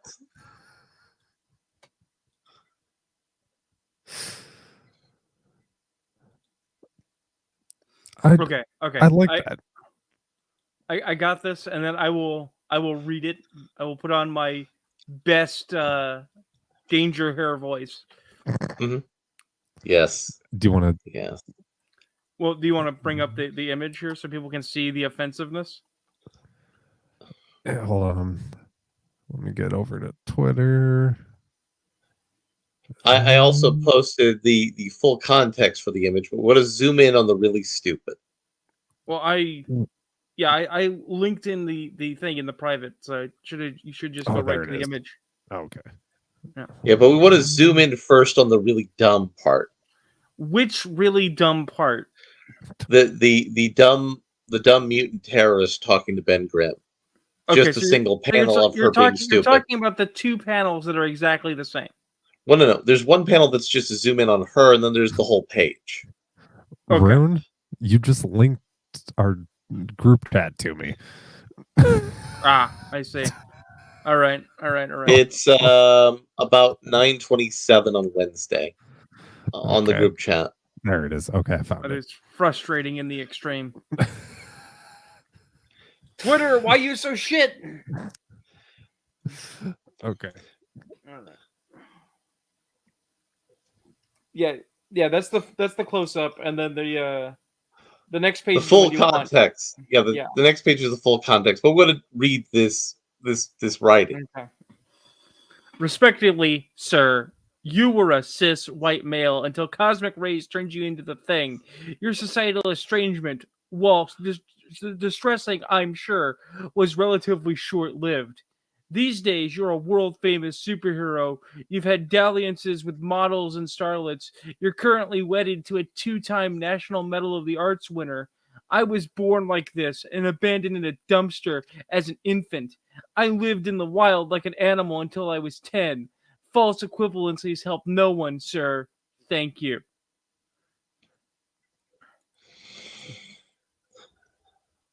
Now, if you go down here, you see the full context of this. It's thinking. Hold on. It's having a spasm after that. There we go. I mean, I don't blame it. Now you want to pull this up, and you see her question to Ben, which is in the top corner there. Once it zooms, it's trying. I mean, look, man. Ben pulled out the 9s. He's trying his best. I mean, look at him. He's wearing a suit. Ben Grimm doesn't wear a suit. He's a beer and pretzels kind of guy. This is him. Okay, hold on. Really trying to be nice. Let me try this. Hold on. Ben Grimm is a prince among men. And I will not sit here and have him defamed. Okay, that's also Ben Grimm is a war hero. Let's not forget. Which war? I think more than one. Well, I mean, it depends on how they do Marvel continuity. Okay, there we go. And he's now, but I mean, with that in mind, he's also a vet. You know.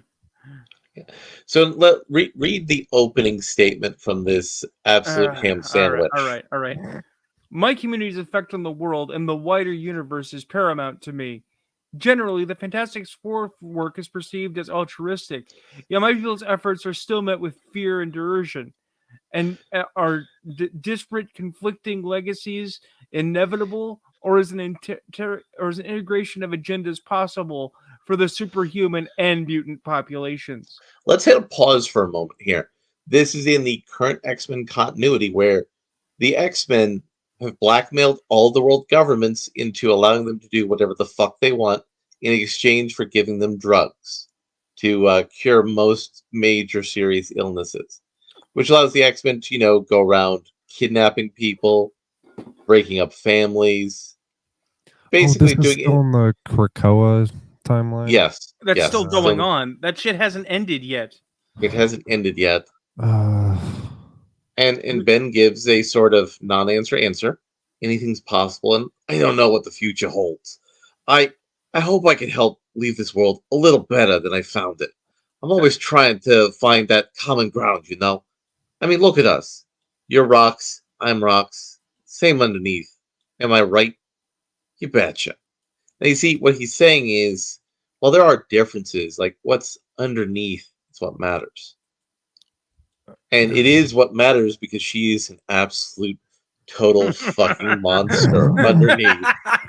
Okay, so do you guys remember Hickman's Fantastic Four run? No, I do not. Okay. I have not read. I remember it was a thing that existed. Okay, well, do you remember towards the end of it where Reed's father comes back or comes forward in time, whatever, and he takes Reed like however many years in the future? Yeah, to see Ben's life. Yeah, he wants to see what happens to Ben because he feels responsible for what happened to him. It's not just that; it's that he realized that Ben is essentially immortal. But he will slowly age. Yes, but he also feels responsible. Anyways, but they go forward to like the end, towards the end of his life, and he's basically created this amazing utopia out of the Fantastic Four, and he's like an old sage monk at some point that is wholly revered. Yeah. As he should be. You mean because he's a decent fucking human being? And then you have this feckless cunt who sits there and lectures with a bunch of non-words. I'm kind of glad, they should have just left her in the dumpster. They should have closed the lid and threw a couple of raccoons in there. Now, at the bottom is another one of these mutants. Don't expect to be instantly celebrated everywhere you go, bro.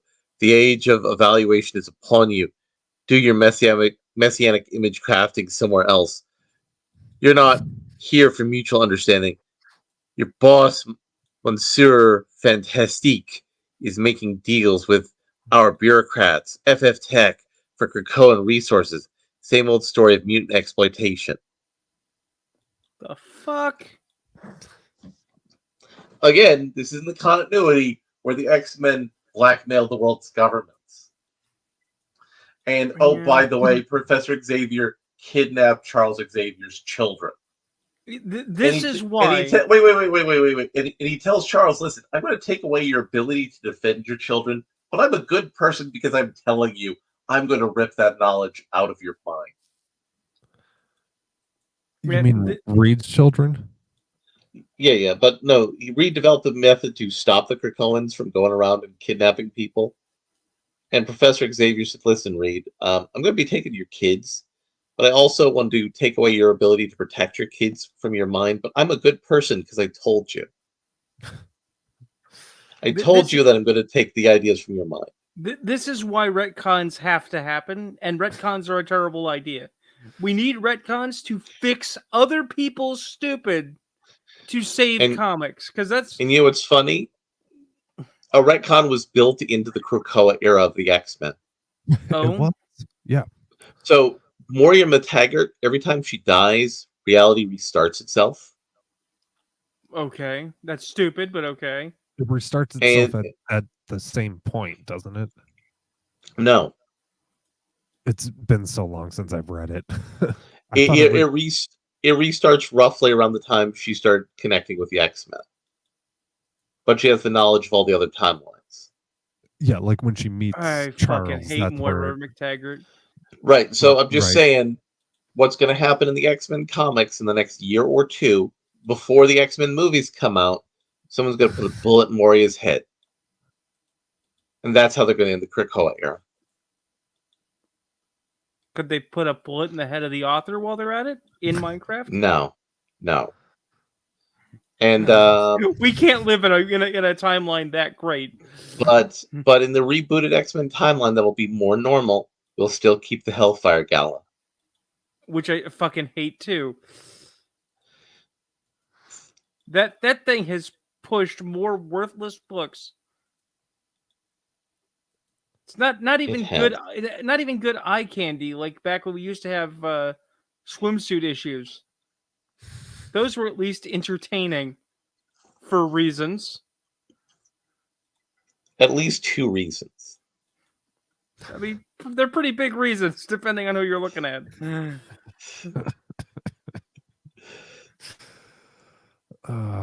And the worst part of this whole current timeline is as far as just like a one-off kind of like weird sci-fi story with the X-Men, House of X and Powers of X was a fun read. It was kind of interesting reading them as they came out, because we were reviewing them as they were released. It was a fun read. And then it got so bad so fast. The fact that the X-Men become ethno-nationalist terrorist drug dealers? Because that's what the X-Men became. Yeah, pretty much. I think we read the first issue of like each of the spin-offs after that, and they were all bad except for like one of them. Well, the process is different, but I think DC and Marvel both are suffering from a similar problem, which is what used to be What If comics have become the main continuity. Over at DC, they have their Elseworlds, right? Yeah. And Dark Knight Returns was so successful that they were like, how can we make this the real continuity?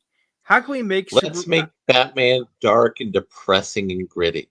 Right, which, I mean, admittedly, gritty Batman works, but then they followed up with, let's make him a ultra-conservative shitbag. And it's like, no, that's bad, that's stupid. Over at Marvel, they had what ifs, right? And if you said, what if the X-Men started an ethno state, that's a good what if. For a what if.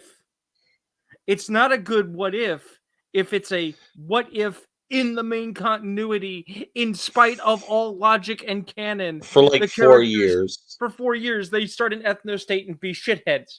That's not how people work, and that's not how comics should work. But I have come to determination, as I've been watching lots of think piece videos about superhero fatigue and stuff. The problem isn't comics as a medium. The problem is the people writing comics don't like comics. They don't want to be writing comics. Right. The people doing superhero and action media don't want to do that. They don't respect it. You know, say what you want to about Michael Bay, but Michael Bay says, you know what people like to watch? Gunfire, explosions, women in tight-fitting clothes. So I'm going to make a movie that does all of those things that people will be happy to see. Yeah, and it's kind of like what we talked about with Cocaine Bear. Like, it's not some great high art or anything, but it is what it is. It's a bear with cocaine. The And problem that's what is, made it fun. The problem is, guys, is that every time you have a situation where that might be a good idea, like I agree with you, we should have people that love what they do. You also have that situation where you have someone who's absolutely in love with what they're working on, but they lack talent. So you get people that absolutely suck. But that's when we get Here's the thing, Rune. Here's the thing, Rune. Amazing movies, though. Here's terrible at it. Well, no, here's my problem, Rune. I don't know if there's that many people who are terrible at it who actually love it. Like Mariko Tamaki, Mags Visaggio. I don't believe they actually love comic books as a medium. Oh, no, absolutely not. But I believe, like Mags Visaggio, if you could get her on the reboot of Totally Spies, she'd be totally happy as a pig in shit. But here's the thing. Okay? George Lucas loves Star Wars. Oh, God, does he love Star Wars? George Lucas should not be in charge of Star Wars. Well, I think the George Lucas problem gets more complicated when you look at the prequels. Because the problem with the prequels was George Lucas and the fact that George Lucas wasn't just the writer, which is challenging. He was also the director, which is more challenging. He was also the executive producer, meaning he had all of the executive responsibility for the movie. And also, he was the fucking studio. Right. So the person who's supposed to keep the executive producer in check was also George Lucas. And George Lucas didn't want to direct any of the prequel movies except the first one. But everybody's saying, like, George, you remember how much you complained about what they did to A New Hope? You remember how much you complained about The Empire Strikes Back, even though everybody loved it? You remember how much you were mad that people complained about you putting the Ewoks in Return of the Jedi? We don't want to get in the way of you and your artistic vision, George. Right, and the reason that's just it. Somebody needed to get in the way of his artistic vision somewhere, anywhere down the line, and go, George. Right.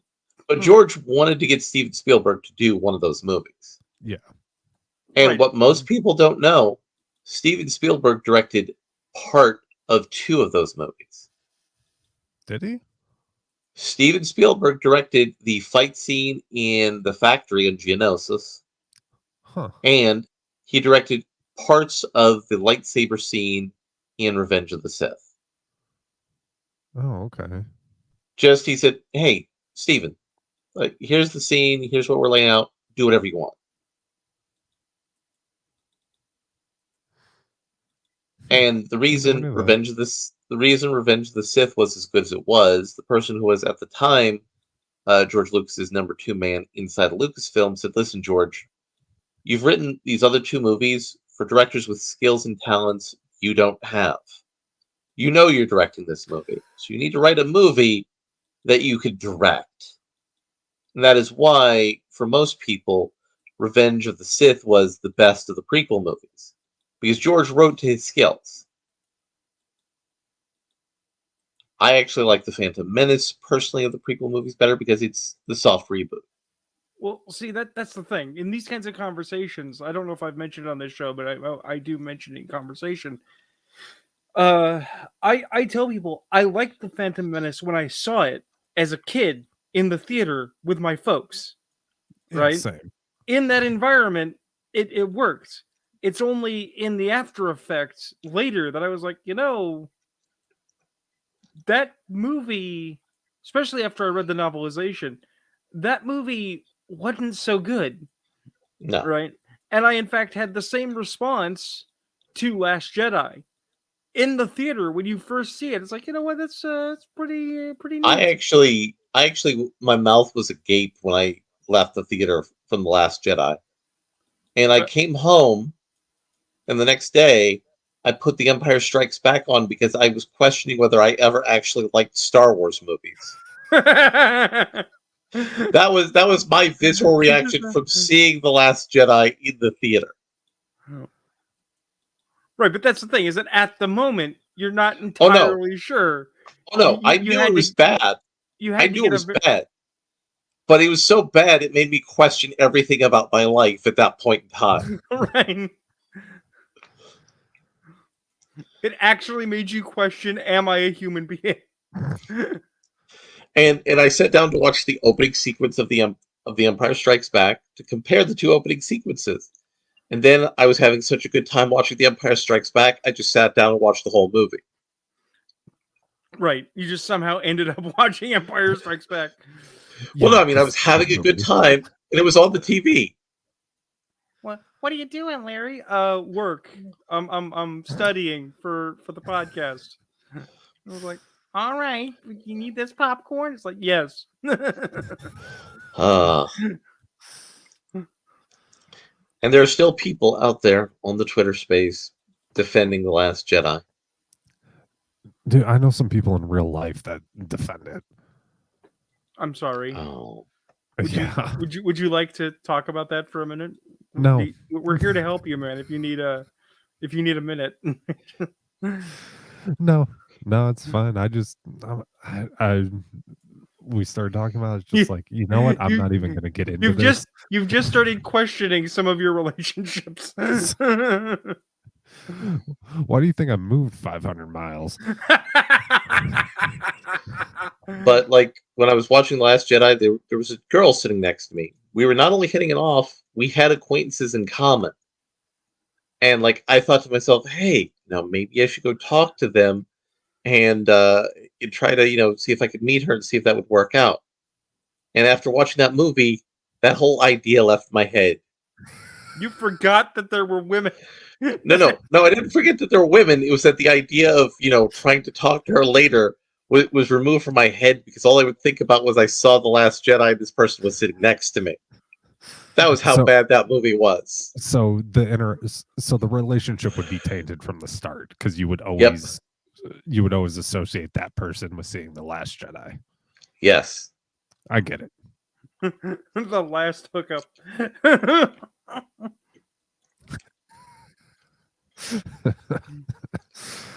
Oh, and look, I have, if this will load, I have an image to end the show with. Hold on.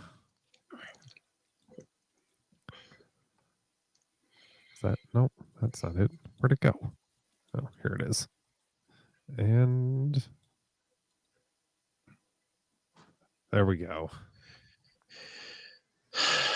Classic. I mean, you subverted my expectations, Ayrton. I expected something Star Wars related. Well, yeah, that's why I did this. I subverted your expectations, just like The Last Jedi. And just like the chemicals spurred the frog's expectation of heterosexuality. Exactly. Good night, everybody. See, it all. Well, I can actually identify. I now know what expectation Rian Johnson subverted. Would you guys like to know?